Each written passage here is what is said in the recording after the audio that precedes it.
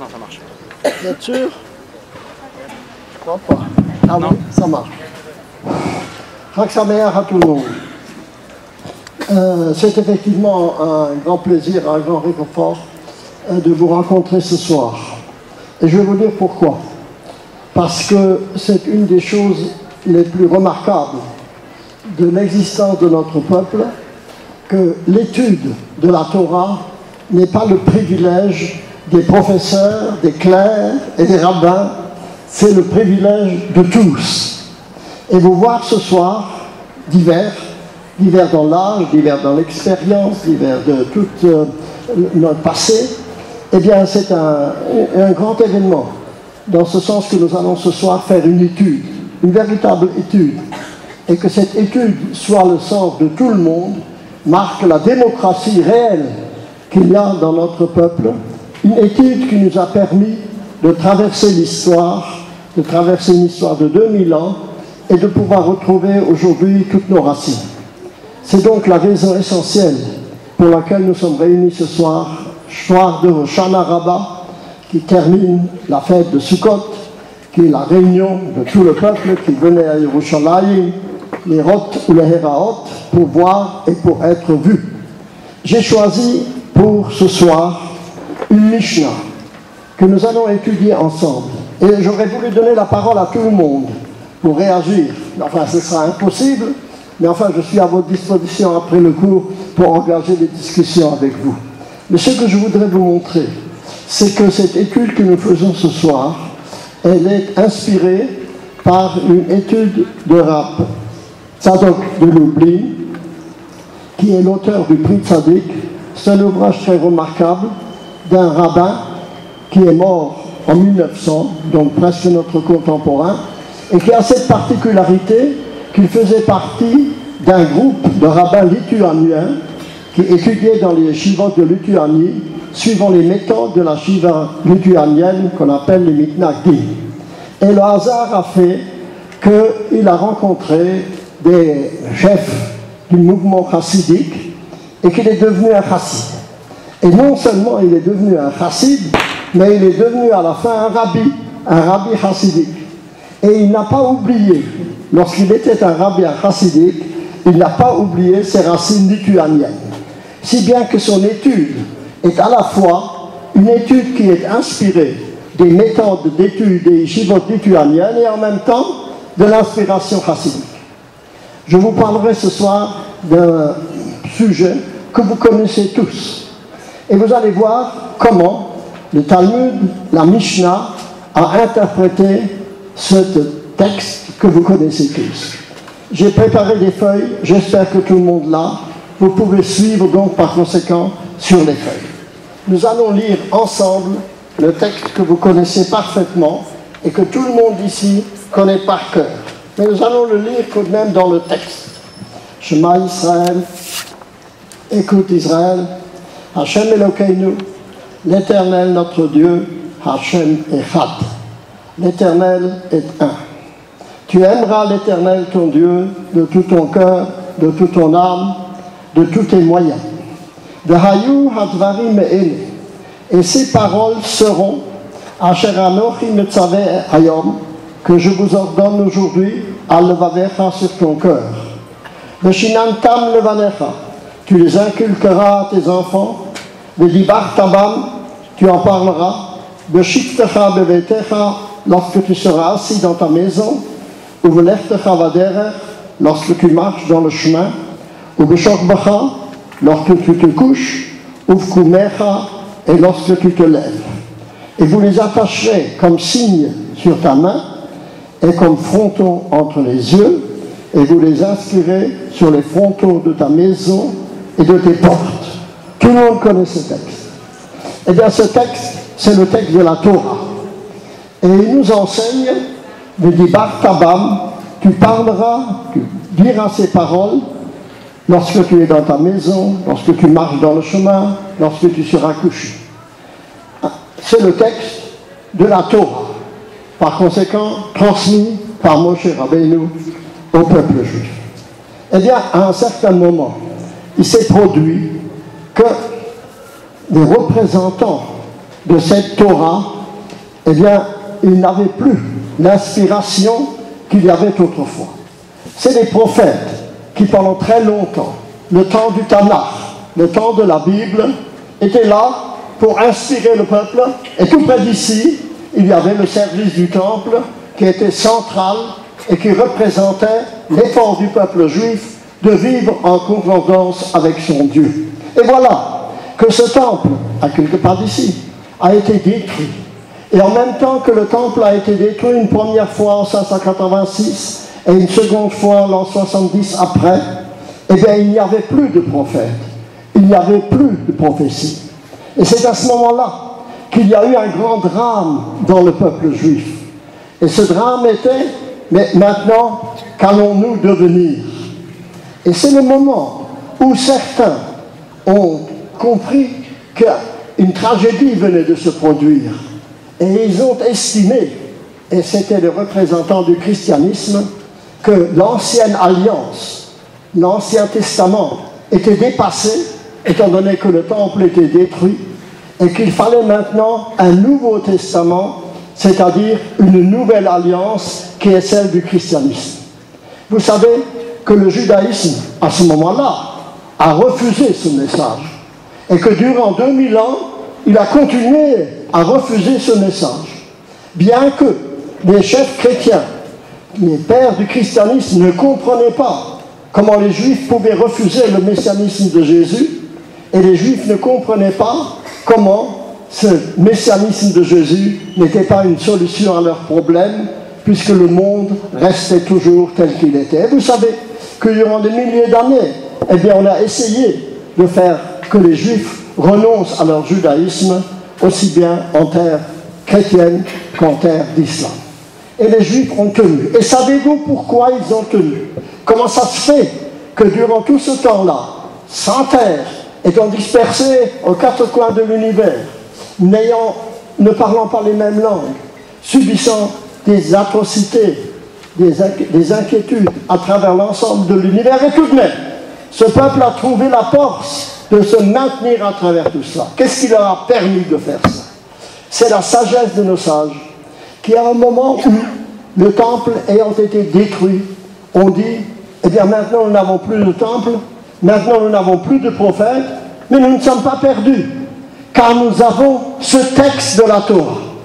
Essayons de voir comment, de ce texte, nous pouvons tirer la force nécessaire pour nous maintenir. Et c'est cela qui a fait que l'étude dont je vous parlais tout à l'heure a été répandue dans le peuple. Et cette étude a permis, avec une constante approche du texte, un constant renouvellement du texte, une façon à travers chaque génération de retrouver dans le texte des inspirations profondes, des sources du prophétisme, nous a permis que nous puissions être réunis ici ce soir. Un des textes fondamentaux avec lequel le juif vient au monde et avec lequel il quitte le monde, c'est Shema Yisrael, Hashem Elokeinu, Hashem Echad. C'est la proclamation de l'unité de Dieu. On dit que c'est la confession juive, c'est le mot clé qui nous permet effectivement de comprendre ce que nous sommes. Et voilà que, en réfléchissant sur ce texte, eh bien, on s'est demandé, le Talmud s'est demandé, d'abord la Mishnah, et puis ensuite la Gemara, nous allons l'étudier ce soir tous ensemble, s'est demandé, mais qu'est-ce que ça signifie cela? V'dibar tabam, tu en parleras lorsque tu seras assis dans ta maison, tu marcheras sur le chemin, tu seras couché et tu seras levé. De quoi s'agit-il? De quelles paroles s'agit-il? V'dibar tabam, tu en parleras. Alors la Mishnah s'est efforcée, à travers ce texte, de l'expliciter et de comprendre ce que véritablement la Torah demande. Et ils ont dit, ce que la Torah nous demande, les paroles dont il est question, eh bien c'est les paroles que je viens de vous lire, c'est-à-dire le Shema Yisrael, le premier paragraphe du Shema. Ces premières paroles, nous appelons ça Kriyat Shema, la lecture du Shema. Et ils ont essayé de voir, à travers ce texte, comment, où il fallait parler du Shema, il fallait réciter le Shema. Et c'est pourquoi la Mishnah, le Talmud et l'effort pour traduire dans le texte concret la relation du texte avec la signification profonde. Alors regardez, le Talmud, c'est cela. Le Talmud, c'est l'effort de tirer du texte de la Torah une application pratique. Et la Mishnah, que nous allons étudier maintenant ensemble, c'est la traduction pour l'époque où il n'y a plus de prophétie, comment réaliser cette demande de la Torah de parler de ces paroles dans toutes ces occasions que j'ai soulignées tout à l'heure. Alors quand faut-il le faire? Comment faut-il le faire? Voilà ce que le Talmud s'efforce maintenant de faire. Et la manière dont il le fait. Nous allons essayer ensemble de comprendre comment la Mishnah le fait. Ce que je vais vous dire est valable pour ceux qui ont étudié pendant très longtemps ce texte. Et il est valable pour ceux qui aujourd'hui, pour la première fois, le touchent. Vous verrez que nos sages ont formulé les choses avec une telle profondeur que cette profondeur a permis de traverser les générations et nous interpelle aussi aujourd'hui. Voilà le texte de la Mishnah. Je le lis avec vous et je traduis. Mais Matai, Korin et Shema be'Arvi. À partir de quand lit-on le Shema le soir? Réponse: Misha Sha'akohanim Nirdasim Lechol Bikrumatam. À partir du moment où les Kohanim entrent dans le temple pour manger la Trouma, jusqu'à la fin, Hashmura Harishona, la première partie de la nuit. Divrei Rabbi Eliezer. C'est ce que dit Rabbi Eliezer. J'explique. La Mishnah demande à partir de quand faut-il réciter le soir le Shema. Et elle répond à partir du moment où les Kohanim entrent pour manger la Trouma. J'explique. Les Kohanim, les prêtres qui servaient au temple, recevaient du peuple une partie des sacrifices et ça leur permettait ainsi de vivre puisqu'ils vivaient dans le temple. Et cette Trouma qu'ils recevaient, c'est-à-dire cette partie des sacrifices, est appelée Trouma, veut dire prélèvement. Et ce prélèvement, les Kohanim avaient le droit de le manger uniquement lorsqu'ils étaient purs.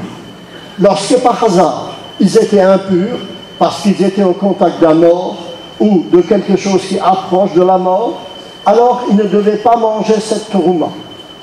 Tous ceux qui faisaient partie de la famille des Kohanim pouvaient le manger, mais un étranger, non. Donc les Kohanim, un Kohen, qui était impur, n'avait pas le droit de manger la Trouma. Il fallait pour cela qu'il se rende pur. Comment se rendait-il pur? En allant à la mikvé, en se trempant dans la mikvé, et il pouvait se tremper dans la mikvé durant le jour, mais il fallait attendre la nuit pour qu'il puisse manger la Trouma. Il lui était interdit, et la punition était une punition grave, de manger la Trouma en état d'impureté. Quand faut-il réciter le Shema le soir? À partir du moment où les Kohanim peuvent entrer pour manger la Trouma. Et pendant combien de temps peut-il le manger? Peut-on réciter le Shema? Et il s'agit donc de la tombée de la nuit en réalité, jusqu'à le premier tiers de la nuit. C'est ce que dit Rabbi Eliezer. Mais les Chachamim, nos sages disent non, on peut réciter le Shema du soir à Tratzot, jusqu'à minuit. Deuxième opinion. Et troisième opinion, Rabbi Gamliel dit Atcheyale Amouda Shachar, jusqu'à ce que le soleil se lève, c'est-à-dire pratiquement toute la nuit. Alors vous voyez, dans la Torah, il est marqué, on doit réciter de Shokbacha lorsque tu te couches, ou Fkumecha lorsque tu te lèves. Alors, mais quand on se couche, quelle est l'heure où on se couche? Quelle est l'heure où on se lève? Est-ce que ce n'est pas quelque chose de subjectif? Alors la Mishnah le dit, voilà, il y a un moment où, et ce moment est, il y a trois opinions. Ils ne sont pas d'accord, chacun opère son opinion, et nous allons voir comment il faut le comprendre. Et puis une deuxième partie de la Mishnah Maasé, il s'est produit, où va au Banor, les bêtes à Miché. Les fils de Rabbi Gamiel sont venus d'un festin. Amroulo, il s'est tard, hein, ils ont festoyé tard la nuit. Alors Amroulo lui ont dit, Lokarim et Shema, nous n'avons pas encore lu le chemin. Amarlaem, il leur a dit, Imlo Allah, Amouda Shachar, Chadiem Atem Likrot. Si le soleil ne s'est pas encore levé, alors vous avez l'obligation, Likrot, de lire le chemin. De l'osu du bab. On va mettre les chaises. Comment? Vous voulez mettre des chaises? Eh bien, mettez des chaises rapidement. Allez-y. Alors, on apporte des chaises pour que tout le monde puisse s'asseoir. Nous saluons particulièrement les retardataires, parce que ça signifie qu'ils ont fait un effort particulier pour venir à l'heure.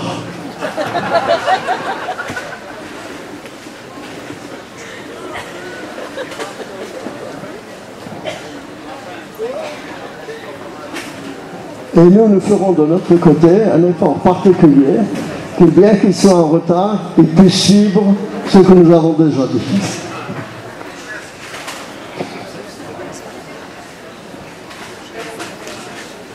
Il faut d'ailleurs admirer leur discipline. Ils prennent chacun une chaise avec beaucoup de conviction. Bientôt, ils vont s'asseoir.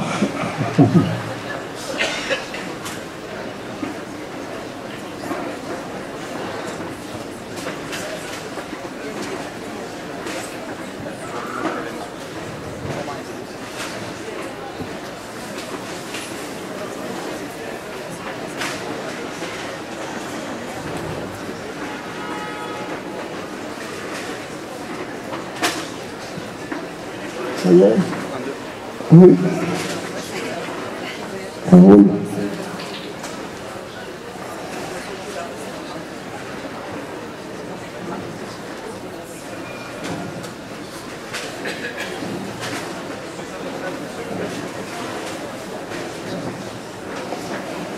Eh bien, nous poursuivons. Alors, première partie de la Mishnah, 3 opinions en ce qui concerne la lecture du Shema. Maintenant, un récit. Il s'est produit que les enfants de Rabbi Gamiel, qui lui est d'avis qu'on doit réciter le Shema toute la nuit, les enfants sont venus d'un festin, n'ont pas encore lu le Shema, et il leur a dit, si le soleil ne s'est pas levé encore, vous devez le lire. Et pas seulement cela, mais en toute occasion où les Chachamim ont dit jusqu'à minuit, en réalité, il s'agit, on a le droit de le dire jusqu'au lever du soleil. Comme par exemple, Heter Chalavim, le fait de brûler les graisses et différentes parties du sacrifice, on doit le faire jusqu'au lever du soleil. Et tout ce que l'on doit manger pour le jour même, c'est toujours jusqu'au lever du soleil. Si c'est ainsi, pourquoi les Chachamim disent à Tratzot, jusqu'à minuit, que de la Hafrik Adam Minavera, afin d'éviter que l'on aille jusqu'au bout et par conséquent que l'on n'arrive plus à le dire et on oublie. Alors ils ont dit à Tratzot jusqu'à minuit, mais en réalité, jusqu'au lever du soleil. Cette Mishnah, mesdames et messieurs, c'est sa première Mishnah de l'Talmud. Et à mon avis, elle est exemplaire pour tout ce que le Talmud nous enseigne. Elle est exemplaire par la manière dont elle aborde le problème. Regardez avec moi. Il s'agit du Kriyat Shema. Mais la Mishnah ne nous dit pas qu'est-ce que c'est le Kriyat Shema. La Mishnah commence, mais à partir de quand doit-on lire le Kriyat Shema? Elle ne nous dit pas qu'est-ce que c'est le Kriyat Shema. Elle commence par une question. Première chose, l'importance de la question. Le Talmud, effectivement, c'est un questionnement. Il commence par une question. La Torah affirme des choses, eh bien, ce n'est pas évident. Il est dit qu'on doit dire le Shema, ça pose un problème. Et le problème premier qu'il pense être celui du Kriyat Shema, c'est le problème du temps.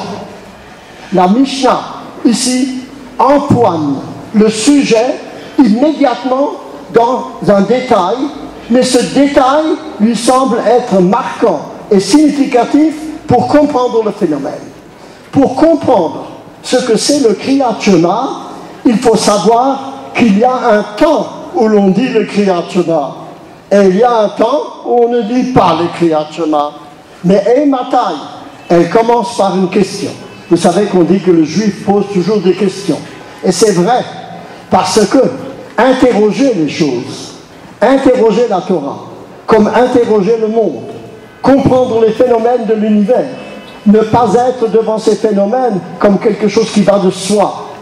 Ça, c'est le fondement même de la sagesse. Il y en a qui disent que le mot chokhma, qui signifie sagesse, c'est koach ma, la force de la question. Chokhma sont les mêmes lettres que koach ma, la force de la question.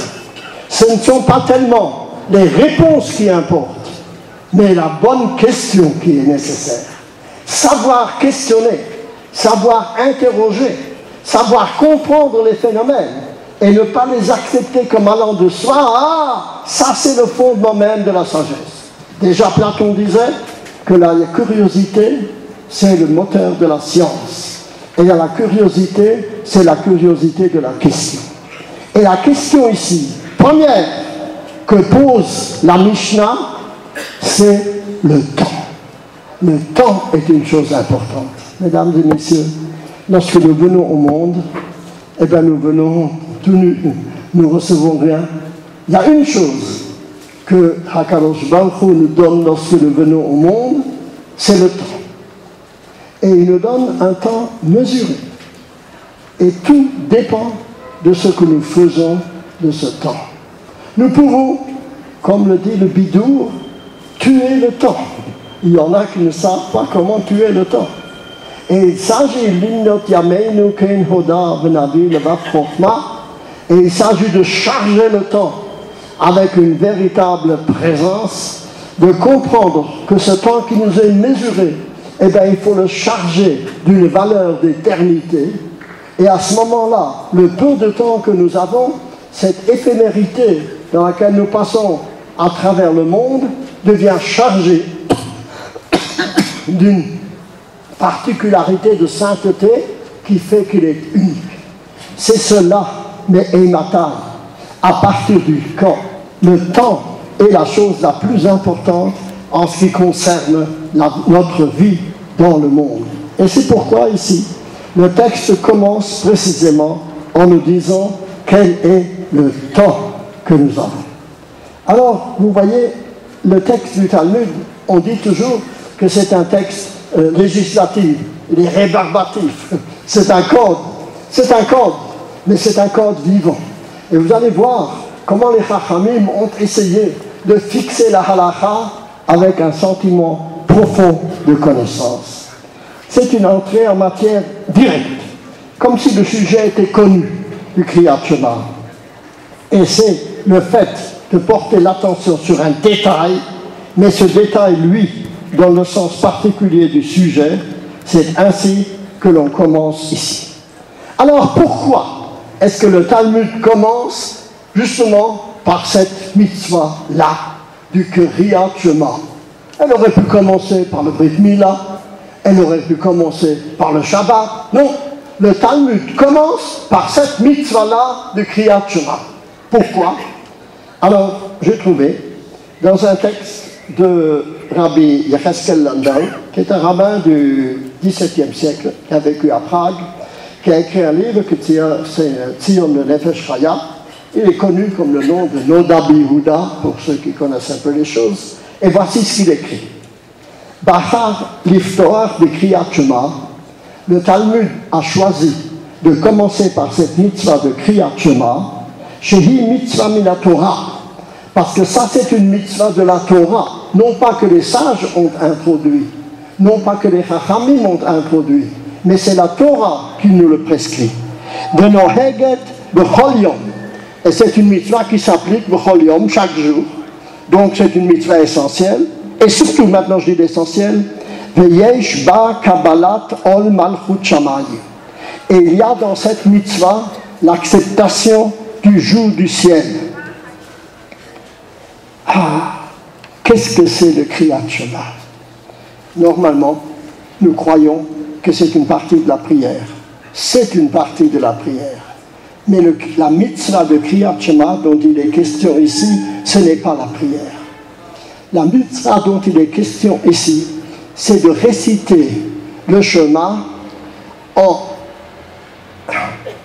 comprenant d'une façon profonde ce que signifie accepter Dieu. Kabbalat ol malchut shamayim, l'acceptation du juge du ciel. J'explique. Il me semble que c'est aujourd'hui la chose la plus importante. Qu'est-ce que ça veut dire accepter le joug du ciel? Ça veut dire une seule chose, à savoir que le monde tel qu'il est, imaginez que c'est la soukha, c'est le monde, et de ne pas croire que les limites de ce monde, ce sont les limites définitives de l'univers. C'est de comprendre que si ce monde existe, fermé comme que nous sommes ici, il y a quelque chose au-delà. Il y a dans ce monde même un appel de la transcendance. Kabbalat ol malchut shamayim signifie ne pas accepter le donné tel que nous le concevons comme un donné définitif. De savoir que c'est un aspect de l'univers, de comprendre comment est ce monde, mais de savoir que si nous voulons comprendre comment est ce monde, eh bien il faut savoir qu'il y a quelque chose au dehors de ce monde. C'est cela qui signifie Kabbalat ol malchut shamayim. Je dirais, le paganisme, on peut penser, d'une manière générale on pense, que le paganisme c'est l'idée d'avoir de nombreux dieux. C'est le polythéisme, c'est vrai, mais ce n'est pas l'essentiel. L'essentiel du paganisme, c'est de ne pas concevoir qu'il y a quelque chose en dehors de l'univers. C'est de se sentir intégré totalement dans les limites de cet univers et de l'accepter comme les limites dernières de ce que nous sommes. Tous les peuples sont incrustés dans le monde. Ils ne conçoivent pas qu'il y a un appel qui vient d'au-delà. Et si on accepte, et c'est cela l'essentiel, que seulement les données de ce monde sont les données réelles, alors on ne sent pas un dépassement de cette immanence. Alors on se sent intégré dans les lois de l'univers qui sont les lois de la violence, qui sont les lois de la force, qui sont les lois régulières de la société, mais non pas que éprouver un nécessaire dépassement de ce que nous sommes, de sentir qu'au fond des réalités déterminées qui sont celles de notre être, il y a également dans notre être une aspiration vers un plus-être. Pour être homme, il ne suffit pas d'être homme, il faut être surhomme. Surhomme veut dire sentir qu'il y a en nous une potentialité beaucoup plus grande que celle que le déterminisme naturel nous offre. Il y a en nous une force spirituelle qui permet de percer les limites de cet univers et d'en rejoindre un autre. C'est-à-dire, il y a une spiritualité qui ainsi est l'essentiel de notre vie et qui fait que nous ne sommes pas condamnés uniquement aux pulsions de notre être, que nous ne sommes pas condamnés uniquement au déterminisme réel de ce que nous trouvons, mais qu'il y a une aspiration, une vocation humaine qui est celle de pouvoir se relier à quelque chose de supérieur. Kabbalat ol malchut shamayim, Shema Israël, écoute Israël, Hashem Elokeinu, l'Éternel notre Dieu, l'Éternel est un. Quand nous disons cela, nous fermons les yeux. Et pourquoi est-ce qu'on ferme les yeux? Parce que si nous regardons l'univers, eh bien cet univers est multiple. Alors nous disons, il y a des forces multiples dans l'univers. Et nous croyons que cette multiplicité, ces différentes forces qui s'affrontent, il importe que nous les confrontions. Mais nous n'avons pas l'idée qu'au-delà, il y a une unité. Il y a une force qui les anime et qui ne sont pas animés par eux-mêmes. Regardez, notre premier ancêtre, Abraham Avinu, le Midrash nous raconte qu'il s'est levé le matin et il s'est interrogé, mais comment cet univers fonctionne-t-il?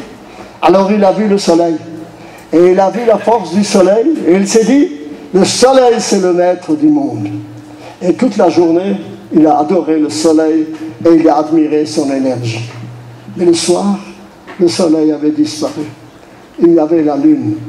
Alors il s'est dit, ah, je me suis trompé, ce n'est pas le soleil, puisque la lune est venue le remplacer, donc c'est la lune qui est la force essentielle. Et puis le lendemain matin, le soleil est revenu. Alors Abraham s'est dit, eh bien si c'est ainsi, c'est ni le soleil, ni la lune, il y a une force derrière ces lunes et le soleil qui les anime tous les deux. Et ainsi, il a recherché l'unité de Dieu. L'unité de Dieu, ça veut dire que ce n'est pas la multiplicité des choses, que ce n'est pas les forces immanentes du monde qui sont la dernière compréhension, mais qu'au-delà, il y a une exigence de dépassement de ce qu'est l'homme, qui est Dieu a fait l'homme un peu inférieur à Dieu, c'est-à-dire qu'il a la possibilité ainsi de devenir véritablement réaliser une vocation humaine. C'est cela, Shema Israël. Quand faut-il réciter ce Shema? Il ne s'agit pas de lire, mais il s'agit de comprendre profondément et d'accepter dans son être, Kabbalat Ol Malchut Shamayim, de recevoir ce joug, c'est-à-dire de savoir qu'au-delà de nous, il y a quelque chose, et de l'accepter comme un appel qui nous vient d'ailleurs. Et alors, la Mishnah nous dit, cet impératif de la Torah, il est lié au temps. Mais Ematal, à partir du quand faut-il le dire? Ah, quand faut-il le dire? Eh bien, c'est exactement la question. Eh bien, cette question, quand il faut le dire, est à la base de la réflexion, maintenant, de la Mishnah. Et elle nous dit, vous allez comprendre très facilement, quand faut-il dire le Shema? Il faut le dire lorsque le temps change. Il y a un temps, nous l'avons dit ce matin, dans Kohelet, dans l'Ecclésiaste, il dit,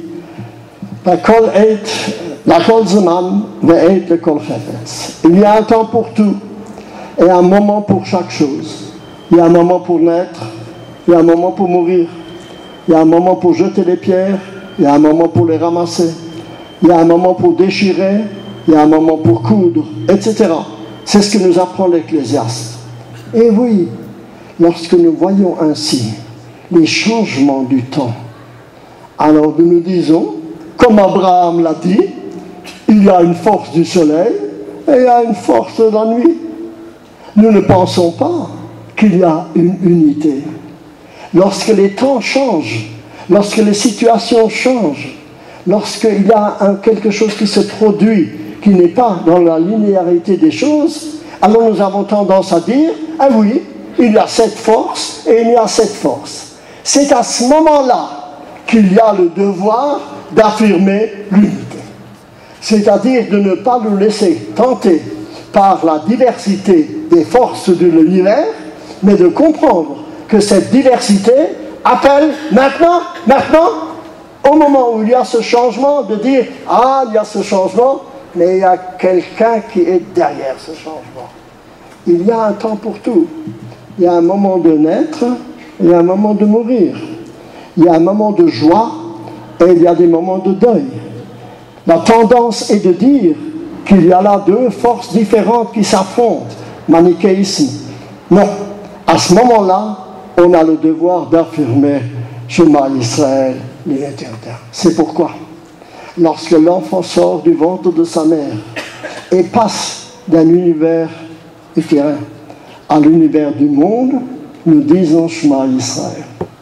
Et lorsque un juif quitte l'univers et rend son âme à Dieu, ceux qui sont autour de lui disent aussi, il y a un temps pour vivre et il y a un temps pour mourir. C'est le même Dieu, qui fait vivre et qui fait mourir. Shema Israël, Israël affirme, Hashem Echad, Dieu est un. Devenir un, c'est d'avoir la force dans ses forces internes, pas seulement externes, de voir qu'il y a une unité de notre personnalité, que nous ne sommes pas la main, le pied, la tête, la poitrine. Nous sommes une unité. Et ressentir cette unité, c'est former notre personnalité intérieure. Cette unité, par conséquent, de Dieu, c'est aussi le fait d'affirmer cette unité de l'homme. C'est pourquoi la Mishnah commence le Ematai à partir de quand, pour nous dire que le problème du temps est essentiel, ce changement du temps est essentiel pour Kabbalat Ol Malchut Shamayim. C'est la chose essentielle. Voilà ce que dit la Mishnah. Mais Ematai, à partir de quand? Et alors, nous allons voir ce que dit la Gemara. La Mishnah affirme ce que je viens de vous dire, et la Gemara est une réflexion sur la Mishnah. Vous voyez, je vous ai donné ensuite, là, la Gemara. Nous allons étudier ensemble un morceau de Gemara. Et vous allez voir que même ceux qui n'ont jamais touché le Talmud, c'est un phénomène, une inscription qui nous sollicite tous. La Gemara. Tana Heichi Kai. L'auteur de la Mishnah, où se place-t-il? De Ketani, puisqu'il nous enseigne, mais Ematai à partir de quand? C'est-à-dire, qu'est-ce qui lui prend à l'auteur de la Mishnah de commencer en nous entretenant du Kriyat Shema, de parler mais Ematai à partir du quand? Je vous ai dit, on aurait dû dire le Kriyat Shema, c'est cela, etc.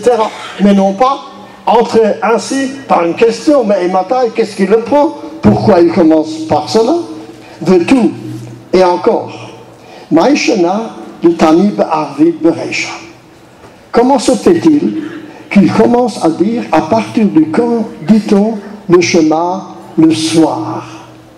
Il aurait dû dire, allez-y, aidez-moi. Il aurait dû dire à partir de quand commence-t-on le dire le Shema? Le matin, quand on se lève, on comprend très bien, on se lève, on dit Ani le Fanecha, et alors on dit le Shema. Qu'est-ce qui le prend? Pourquoi est-ce qu'il commence le soir? C'est pas très rationnel. Hein? Alors pourquoi commence-t-il par le soir? L'Itna de Shacharit Bereisha. Il aurait dû d'abord commencer par le matin. Vous comprenez la question? Tout le monde? Réponse de la Gemara. Tana Akra Kai. L'auteur de la Mishnah s'appuie sur le verset. Dirtif, car il est écrit de Shorbecha Ufkumecha. Le texte de la Torah, vous voyez comment le Talmud épluche le texte de la Torah en disant la Torah écrit de Shorbecha lorsque tu te couches, Ufkumecha, et lorsque tu te lèves. Donc il commence d'abord lorsque tu te couches et ensuite lorsque tu te lèves. Ah, vous pensez peut-être que c'est une simple remarque technique. C'est une remarque technique. Mais cette remarque technique a un sens profond. Tana, l'auteur de la Mishnah, Akra, il s'appuie sur le verset. Tous les hommes, tels qu'ils sont placés dans l'univers et ils essaient de le comprendre. Normalement, ceux qui s'interrogent sur la signification de l'univers, on dit que ce sont les philosophes. On les appelle philosophes, philosophia, amour de la sagesse. Amour de la sagesse, amour de la science. Qu'est-ce qui les anime? Je vous ai dit tout à l'heure, Platon le disait, la curiosité. Ils essayent de comprendre comment le monde fonctionne. Qu'est-ce qui les aide à comprendre que le monde fonctionne? C'est la tête. C'est-à-dire, c'est la raison humaine. La raison humaine donne la capacité de comprendre comment l'univers fonctionne. Et effectivement, la sagesse grecque, c'est le miracle grec, qui a compris que les phénomènes de l'univers obéissent à des lois. C'est une grande chose. C'est un miracle. C'est une grande chose. Mais ce n'est pas la totalité. La réflexion juive, elle, ne commence pas. Elle est tout aussi rationnelle. Mais elle ne commence pas par s'interroger sur le monde. Elle commence à s'interroger sur autre chose. Sur quoi commence-t-elle à s'interroger? Sur le message qu'elle a reçu, sur la Torah. Il y a deux façons de considérer le monde. De considérer le monde dans les phénomènes qui l'animent, et de considérer aussi, et c'est ça qui est particulier en ce qui concerne la Torah, d'avoir eu un message, d'avoir eu une adresse qui est venue d'au-delà pour nous dire comment on doit agir. C'est la grande sagesse du Talmud d'avoir affirmé que la Torah, c'est la parole de Dieu. C'est un postulat. C'est le postulat essentiel du judaïsme. À savoir que les Chachamim ont établi que le Tanakh, c'est cela la parole de Dieu. Et alors ils essayent de comprendre à un moment où il n'y avait plus de prophètes, à un moment où il n'y avait plus des interprètes qui parlent au nom de Dieu, de comprendre par la raison ce que le message divin veut nous dire. C'est cette force-là qui fait que d'une part, la Torah est absolue, elle ne change pas, et d'un autre côté, cette interprétation de la Torah fait que chacun est appelé à la comprendre et à la saisir de l'intérieur, à voir comment lui, il comprend ce que la Torah dit. Vous verrez tout à l'heure, Tana Akrakai, le texte du Talmud, il se rapporte à un verset. D'où est-ce que... Ah oui, je sais par expérience, il fait jour et il fait nuit. Quand commence le jour et quand commence la nuit, comment je puis le savoir? Eh bien, quand je prends le chemin de fer, je puis le savoir parce que dans les annuaires de chemin de fer, eh bien, on nous donne le temps à partir de minuit. Et on nous indique comment le train part à partir de minuit. Donc là, on décide que le jour commence à minuit. Lorsque le christianisme, les autres ont leur fête, eh bien, ils commencent leur fête au matin et ils terminent le soir. Normalement, c'est comme ça. Mais comment est-ce que je peux savoir quelle est la répartition du jour et de la nuit? Alors là, Tana Akrakai, le Tana s'appuie sur le verset. Et le verset nous dit, le Shorbecha Ufkumecha. Lorsque tu te couches et lorsque tu te lèves, d'abord lorsque tu te couches et d'abord quand tu te lèves. Donc, d'où est-ce que je sais comment il faut commencer? Vite, le soir, lorsque tu te couches. Ah oui, alors regardez la suite. Alors, et ainsi, il faut comprendre. Zman Kriyat Shema de Shriva Eimat, quand est le temps du Kriyat Shema lorsqu'on se couche, à partir du moment où les Kohanim entrent pour manger la Trouma. J'y reviendrai. Mais ce n'est pas la seule réponse qu'il donne. Ve'i ba'it ema. Et si tu veux, je te donne une deuxième réponse. Yalif mibriato shel olam. L'auteur de la Mishnah déduit qu'il faut commencer la nuit à cause du récit de la création du monde. Dirtif, car il est écrit Vayi erev, vayi voker, yom echad. Il fut soir et il fut matin, yom echad, un jour. Alors là, une remarque technique. Lorsque dans la Mishnah, dans la Gemara, on nous dit une réponse, et ensuite on nous dit, et si tu veux, je te donne une autre réponse. Ça veut dire que la première n'est pas satisfaisante, ou n'est pas totalement satisfaisante. C'est une réponse, mais elle n'est pas totalement satisfaisante. En quoi la première réponse n'est pas entièrement satisfaisante? Pourquoi est-ce que Beshokbecha ou Fkumecha ne suffit pas? Il y a plusieurs réponses à cette question. Mais il me semble que la réponse essentielle, c'est que, vous allez comprendre, dans la Torah, ce n'est pas toujours le soir qui commence. Par exemple, dans le temple, on apportait les sacrifices et on apporte d'abord Tamid Shel Boker et ensuite le Tamid Shel Erev. Dans le temple, ce n'est pas le soir qui commence. Dans le temple, la journée commence au matin et pas le soir. Vous allez comprendre pourquoi. Donc, il y a dans cette réponse, la première réponse de Shokbecha ou Fkumecha, quelque chose qui n'est pas absolu. Alors, si tu veux, je te donne une autre réponse. Et quelle est l'autre réponse? La création du monde. La création du monde, là, Quand on nous parle de la journée, on commence par le soir et pas par le matin. Vayehi erev, vayehi boker.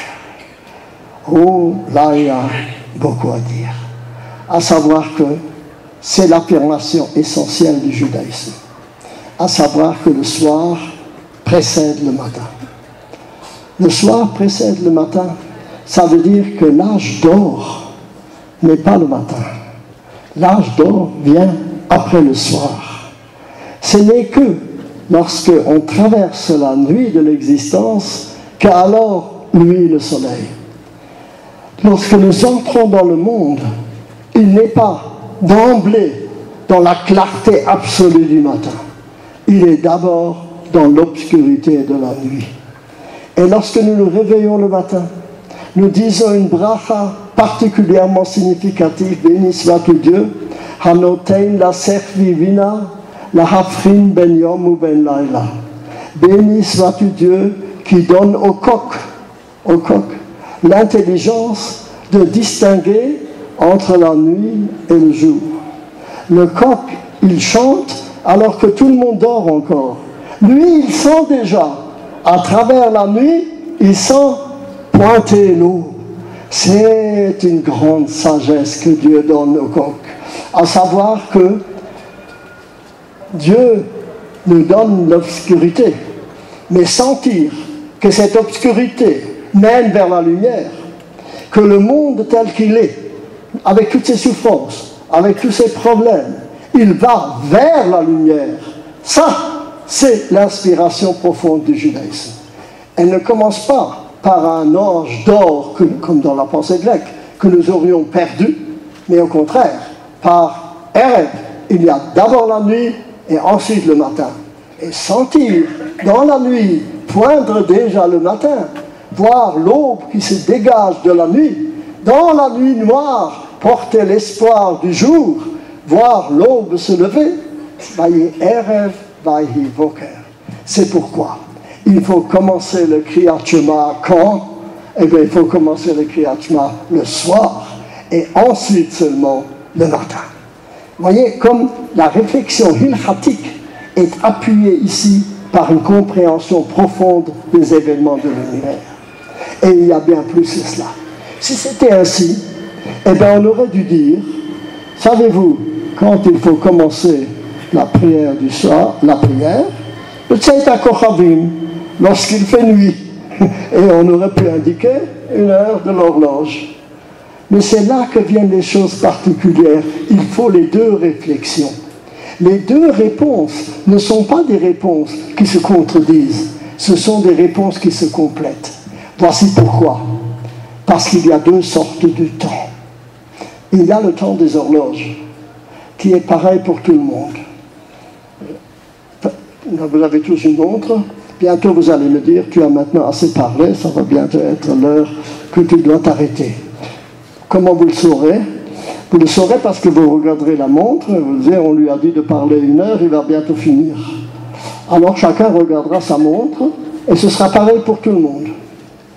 Mais en réalité, ça c'est une façon de vivre le temps. Il y a une autre façon de vivre le temps. Si vous êtes intéressé par ce que je vous raconte, et si vous vivez la chose d'une façon interne, alors vous dites, il y a déjà 1 heure de passé, il y a seulement de commencer. C'est-à-dire que chacun a un temps en lui. Chacun ressent en lui-même un autre temps. Le temps des horloges est le temps le même pour tout le monde. Mais le temps, la durée personnelle, est ce que nous faisons du temps. La Torah ne nous donne pas une indication d'horloge. Lorsque tu te couches et lorsque tu te lèves. Et non pas, vayi erev, vayi boker. Parce qu'il y a ces deux mesures du temps. Et ce que la Torah recherche ici, c'est que nous comprenions essentiellement que lorsqu'il fait nuit dans notre cœur, à ce moment-là, il est temps de dire Kriyat Shema. Lorsqu'il fait jour dans notre cœur, ah ben, il est temps de dire le Kriyat Shema. C'est au passage, toujours dans les lieux de passage, qu'il faut dire le Kriyat Shema et affirmer ainsi l'unité. Et cette intériorité, eh bien, c'est le shorbaha. Lorsque tu te couches, c'est une manière de parler, et non pas seulement lorsque tu te lèves.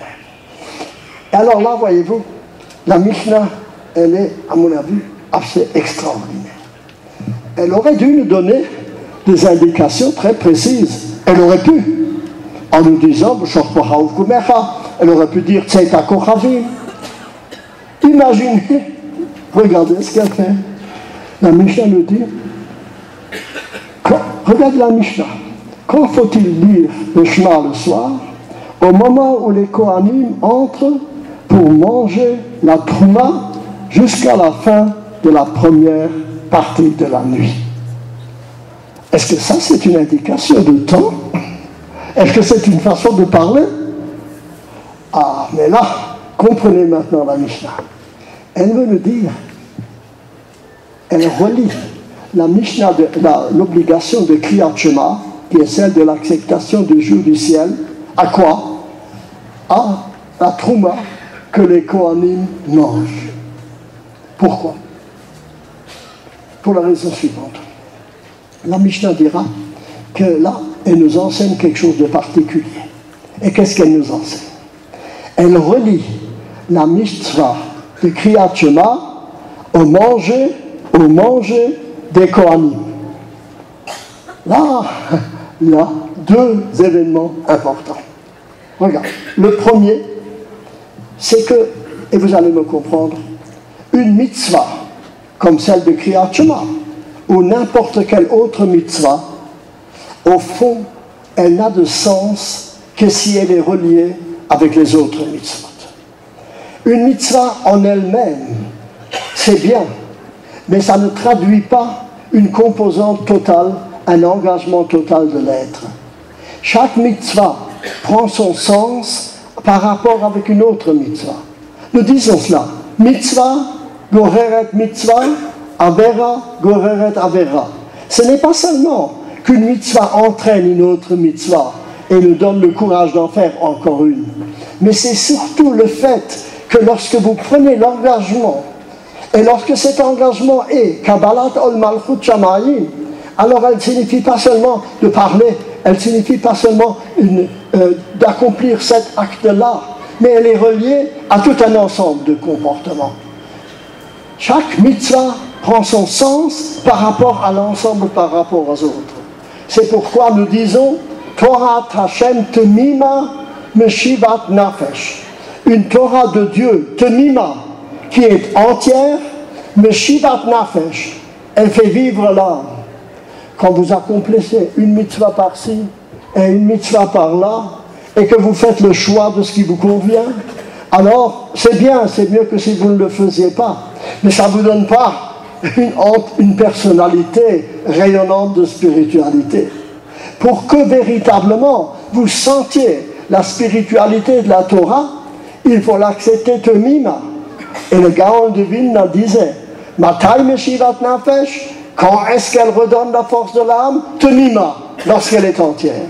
Mais lorsque l'on fait le choix par-ci ou par-là, suivant les convenances, eh bien à ce moment-là, c'est mieux de le faire que de ne pas le faire, mais ça ne nous rend pas l'intériorité puissante qui fait que nous avons une personnalité entière qui est dirigée vers la transcendance. Pour cela, Torah Hashem Temima Meshivat Nafesh, et lorsque le Tana de la Mishnah, l'auteur de la Mishnah, veut nous faire comprendre le Kriyat Shema, il le relie à une autre mitzvah. Et là, voyez-vous, il ne le relie pas à n'importe quelle autre mitzvah. Il choisit bien la mitzvah à laquelle il le relie. Il le relie à la mitzvah de manger. Quoi de plus trivial? Quoi de plus trivial que de manger? Je suppose que vous êtes venus tous ici en ayant déjà mangé, puis c'est là. Et en ce moment, c'est les fêtes. Alors, sans arrêt, nous avons des fêtes, nous mangeons. Ah oui, nous mangeons. C'est une chose capitale de manger. Quand on ne mange pas, on ne peut pas vivre. C'est un des mystères de l'univers que nous sommes obligés d'intégrer la matière du monde en nous pour que nous puissions vivre, pour que même nous puissions penser. Parce que si nous ne mangeons pas, si nous ne buvons pas, nous commençons également à dériver, nous n'avons pas une claire conscience. C'est une chose extraordinaire que Dieu a fait, que l'homme, pour être, a besoin de se nourrir. Ah, je ne me trompe pas. La première mitzvah de la Torah, la première, celle que nous allons lire Shabbat prochain, il suffit qu'Adam soit dans le monde, une seconde dans le monde, et qu'est-ce que Dieu lui dit? Il ne dit pas de mettre les tefillin, il ne lui dit pas de respecter le Shabbat, il lui dit, de tous les arbres tu mangeras, mais d'un arbre qui est au milieu du jardin, tu ne mangeras pas. C'est-à-dire, il lui donne une mitzvah en ce qui concerne le manger. Le manger, c'est le fait d'intégrer l'univers en nous.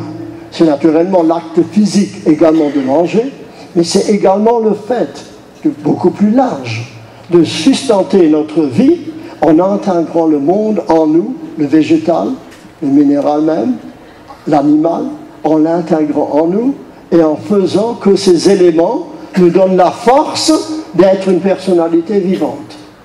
Mais ce qui est vrai pour la vie matérielle, ce qui est vrai que nous ne pourrions pas vivre si nous ne mangions ni ne buvions, est vrai encore beaucoup plus d'une façon spirituelle. Si nous ne récitons pas le Shema également tous les jours, si nous n'avons pas également la possibilité de considérer que ce que nous mangeons et ce que nous intégrons en nous, nous devons faire un choix de ce que nous intégrons. Nous devons comprendre ce que nous intégrons. Si nous prenons du poison, ou nous en prenons trop, ou nous ne prenons pas assez, il est nécessaire d'avoir un régime. Si ce régime est vrai en ce qui concerne notre vie matérielle, il est aussi vrai en ce qui concerne notre vie spirituelle. Pour véritablement avoir une vie spirituelle, il est nécessaire, devant la multiplicité des offres de tous les arbres du jardin, tu as le droit de manger, et de l'arbre qui est au milieu du jardin, tu ne mangeras pas, de savoir qu'il y a des interdits, et que par conséquent, il est nécessaire de construire notre vie spirituelle comme nous construisons notre vie matérielle pour former un tout, et qui fait par conséquent que la mitzvah essentielle de manger est une mitzvah capitale. On peut manger de différentes manières. Il y a la table rabelaisienne, et il y a également la Rantua, et il y a également, vous le savez, pas besoin de vous le rappeler, vous savez que les Romains attachaient beaucoup d'importance au manger. Tellement d'importance que lorsqu'ils avaient bien mangé, ils allaient, vous m'excusez, rendre afin de pouvoir remanger.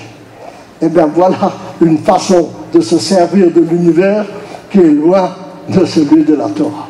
Ce que la Torah nous demande, c'est de manger, c'est d'intégrer l'univers, mais d'avoir une distance avec ce manger, d'avoir une organisation, une diète, une façon de considérer ce manger aussi bien du point de vue spirituel que du point de vue matériel.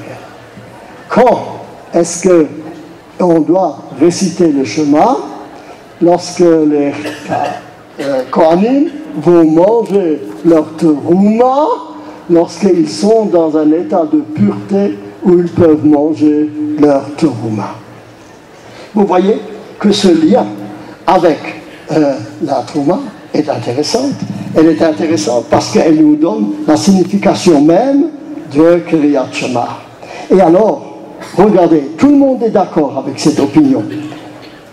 Tous disent qu'on peut dire le Shema jusqu'à la première partie quand les Kohanim entrent pour manger leur trouma.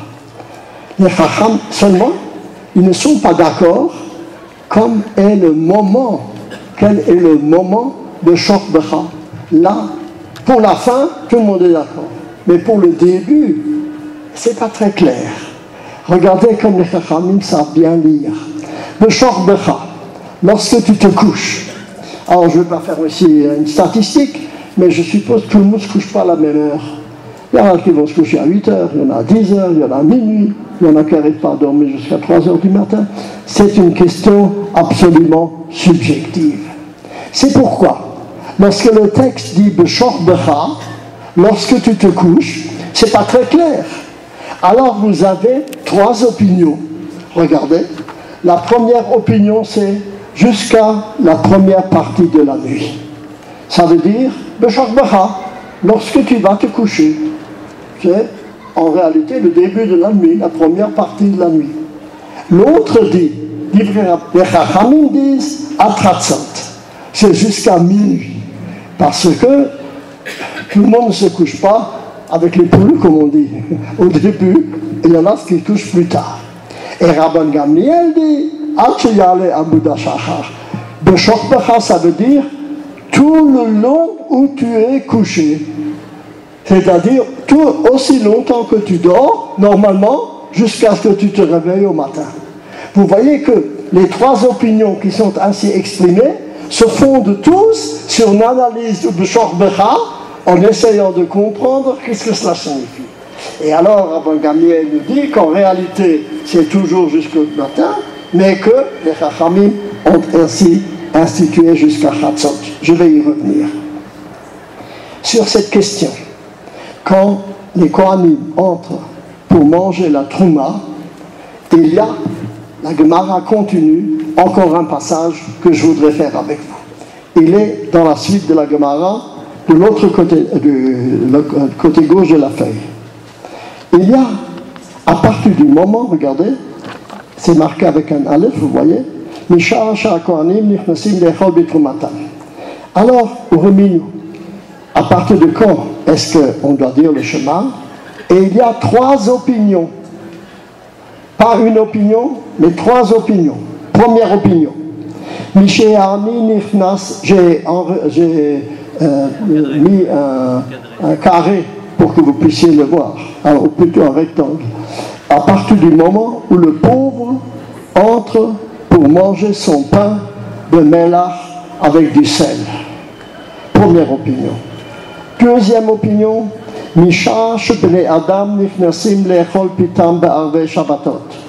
à partir du moment où les hommes entrent pour manger leur pain la veille de Shabbat. Et troisième opinion, à partir du moment où les Kohanim vont manger la Trouma. Cette partie de la Gemara montre bien quelle est l'intention de la Mishnah. À partir du moment où les Kohanim entrent pour manger la Trouma. Je vous ai dit, ils ne peuvent manger la Trouma qu'en pureté.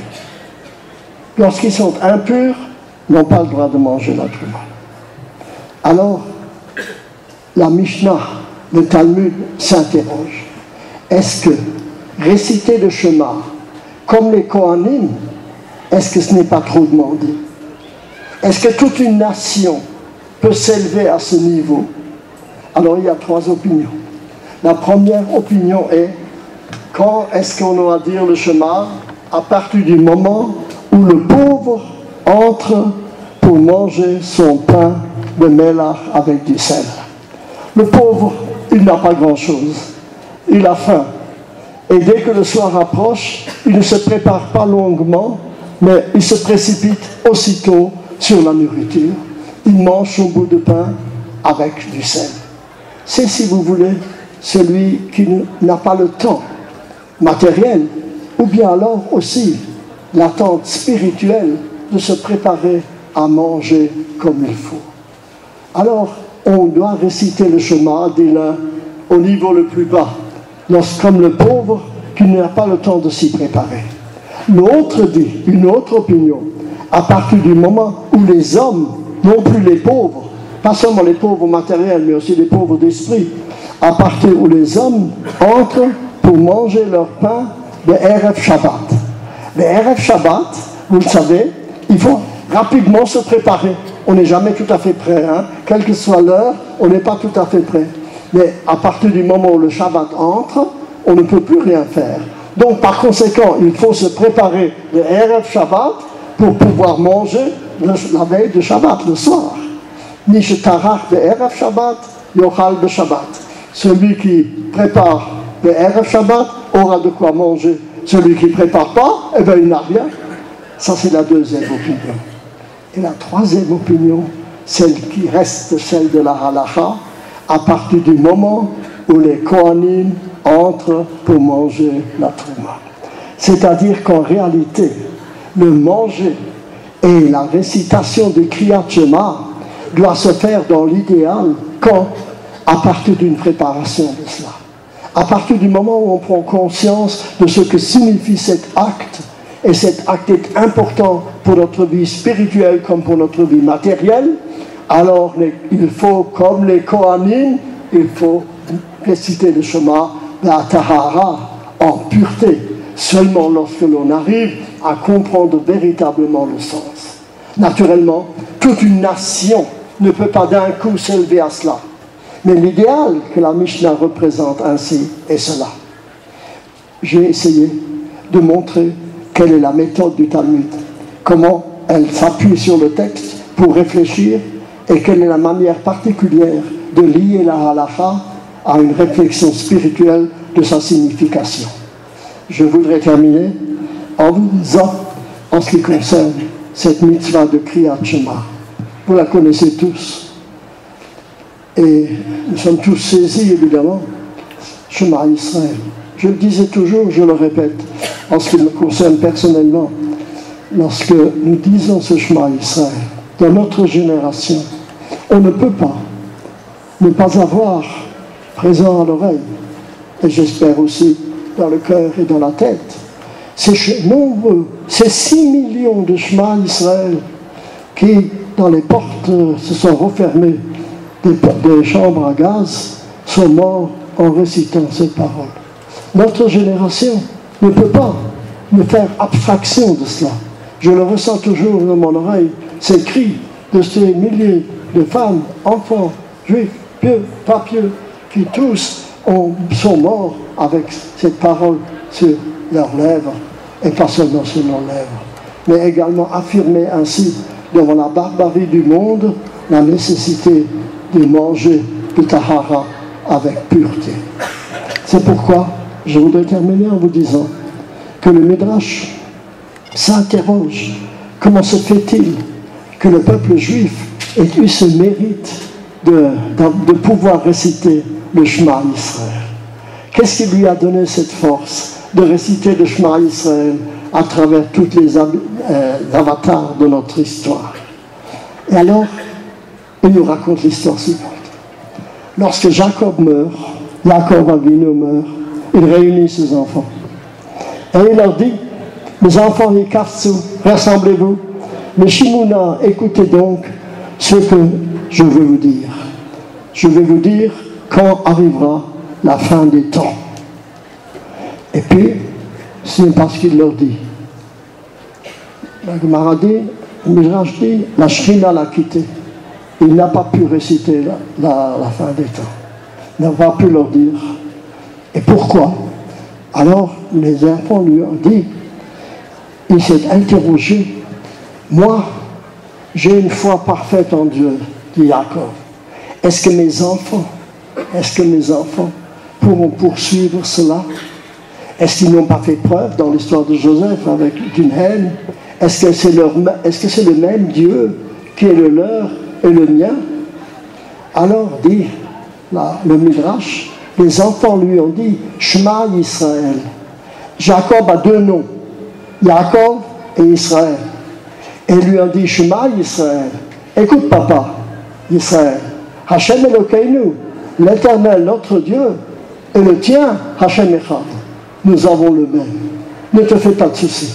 Nous avons le même Dieu que toi. Et il n'y a entre nous, bien que nous ayons des sensibilités différentes, aucune différence profonde. Mikan Zahu Israël Kriyat Shema. Là, Israël a pour la première fois, Israël, le peuple juif, Jacob, a pour la fois eu le mérite du récit du Kriyat Shema. Et alors, ça c'est le Kriyat Shema de Jacob. Mais le Kriyat Shema dont nous avons parlé aujourd'hui ici, c'est pas celui de Jacob, c'est Moshe Rabbeinu qui le dit. Il le dit où? Il le dit dans le livre de Devarim, avant que les Juifs entrent en Eretz Israël. Ah, je comprends bien. Là aussi, il y a un autre monde qui se fait. C'est pas le monde des parents des enfants. C'est ceux qui ont été dans le désert et qui maintenant entrent dans le pays. Ah, c'est le moment de réciter le Kriyat Shema. il y a un changement profond qui se fait, et là, il récite encore le Kriyat Shema. Rashi, lorsque dans le Sefer de Varim, il cite ce verset, Shema Yisrael, Hashem Elokeinu, Hashem Echad, il dit la chose suivante. Shema Yisrael, écoute Israël, Hashem Elokeinu, Hashem Dieu, Elokeinu, qui est maintenant notre Dieu, Hashem Echad. Un jour, il sera le Dieu de tous. C'est-à-dire, c'est une affirmation, une foi, une espérance, que ce n'est pas seulement le peuple juif qui arrivera à comprendre ce que j'ai essayé de traduire ce soir, mais c'est l'univers tout entier qui dira Shema Yisrael, Hashem Elokeinu, Hashem Echad. Pour l'instant, c'est nous. Un jour, Elokeinu, ce sera tous. C'est ce que nous disons dans Leinu le Shabbat. Lorsque nous disons le Shema, nous disons Shema Yisrael, Hashem Elokeinu, Hashem Echad. Mais lorsque nous terminons la prière, nous disons Bayom Hahu Yeh Hashem Echad Ushmo Echad. En ce jour-là, Dieu sera un et son nom sera un.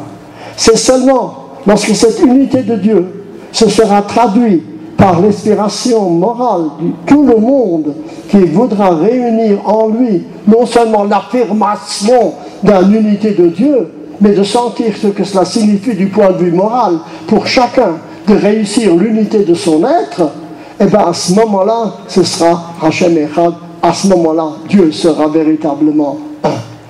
Nous l'avons eu à l'époque de Jacob, nous l'avons eu à l'époque de Moshe Rabbeinu, lorsque il passe du désert vers Eretz Israël. Alors je ne peux pas terminer sans rappeler l'explication du Rav Kook, de la Gemara que je viens de vous lire. Le Rav Kook dit il y a deux façons de réciter le Shema, et ces deux façons ne sont pas les mêmes. Il y a le Shema du soir et il y a le Shema du matin. C'est pas la même chose. Ce sont évidemment les mêmes mots, mais ils ne transportent pas le même état d'être. Et alors lui, qui a vécu les premiers pas de Shivat Sion, du retour à Sion, il nous dit que le soir, c'est le soir de l'exil. Et dans le soir de l'exil, il importe dire le Shema. Là, nous disons Emet. Aidez-moi, comment on dit le soir? Pas tous à la fois. Emet ve'emuna. Emet ve'emuna. C'est-à-dire là, dans le soir de l'exil, nous affirmons entre nous, nous affirmons cette unité de Dieu, bien qu'elle ne soit pas encore réalisée. Mais c'est entre nous, c'est Emet ve'emuna, c'est la foi que nous avons. Mais le matin, c'est-à-dire lorsque la Géoula vient, lorsque le monde devient shacharit, lorsque c'est le matin, nous disons Emet ve'yativ. Emet, vérité, ve'yativ, et elle est affirmée d'une façon totale. C'est pourquoi, dit le Rav Kook, lorsque nous quittons l'exil, nous quittons la vie de l'exil, il importe que notre attitude soit telle qu'elle représente pour les nations ce sentiment que nous avons quitté l'exil. Ce n'est plus seulement la foi qui nous anime entre nous, mais le devoir que nous avons de répandre cette notion à travers l'ensemble de l'univers. De faire que la vie que nous vivons dans notre pays, que nous avons reconquis, dans notre pays que nous essayons de reconstruire, il soit à la lumière shacharit de ce matin, de cette aube, où nous sommes conscients de la vocation que nous portons. Et que ceux que nous avons traversés la nuit, durant toutes les nuits de l'exil, d'Orient et d'Occident, où nous avons chaque fois dit le Shana Haba B'Yerushalayim, où nous avons chaque fois dans la nuit évoqué la lumière du matin, lorsque le matin alors, lui, n'avons-nous pas le devoir alors d'affirmer envers tous Kriyat Shema Shel Shacharit du matin, à savoir que nous sommes conscients que ce renouveau qu'il y a dans le pays, eh bien, il porte avec lui le puissant espoir, Hashem Elokeinu, l'Éternel est notre Dieu, que nous avons gardé à travers, depuis le Sinaï jusqu'à tous les exils, que nous amenons maintenant dans notre pays. Hashem Echad, c'est le même Dieu, et il sera reconnu par l'univers entier. si nous savons lui donner l'expression forte, Emuna Beyativ. C'est une mitzvah de dire Emet Be'emuna le soir et Emet Beyativ le matin. C'est dans ce sens que demain matin, lorsque viendra Hoshana Rabbah, nous affirmons Hashoshiana, aide donc, fais donc venir ce temps, Bayamahu, en ce jour-là, Yeh Hashem Echad, Ushmo Echad, Chag Sameach à tous.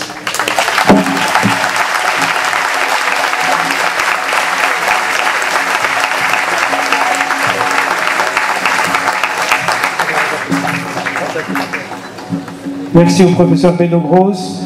10 minutes pour prendre un café et un croissant. Le Rav Cherki étant là, on reprend dans 10 minutes. Je rappelle aussi la Haskara de Manitou qui aura lieu le 24 octobre à la synagogue Chopin, à Arvit à 19h, suivi d'un cours en hébreu et d'un cours en français.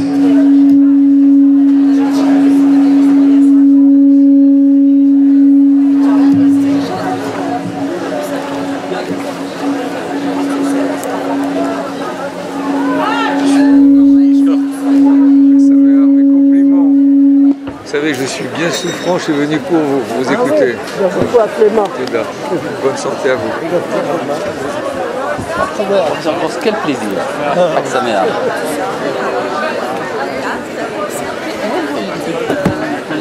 J'ai demandé une information. Alors, en quelle année vous avez connu Manitou?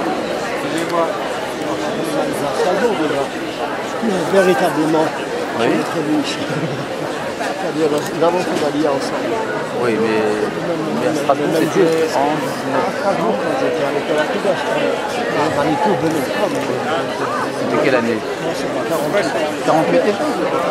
Manitou venait. Oui. Évidemment, je le rencontre. Je n'avais pas de rencontre. C'est riche que des émissions en Israël. D'abord, c'est que vous étiez à Paris chez mes beaux-parents, je suis allé au cinéma. Surtout du cinéma. Il y avait Manitou et Bambi. On lui a dit, nous partons en Israël, et du moi aussi. On va nous emporter